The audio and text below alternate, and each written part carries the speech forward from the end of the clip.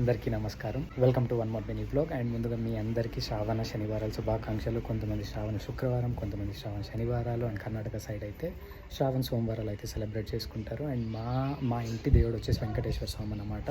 So ప్రతి year మేము వచ్చేసి శ్రావణ శనివారాలు అయితే ఖచ్చితంగా చేసుకుంటాం. ఇప్పుడు మా ఇల్లు కన్స్ట్రక్షన్లో ఉంది కాబట్టి ఇంకా మా అక్క వాళ్ళ ఇంట్లో సెలబ్రేట్ చేసుకుంటాను, గుండు వాళ్ళ ఇంట్లో.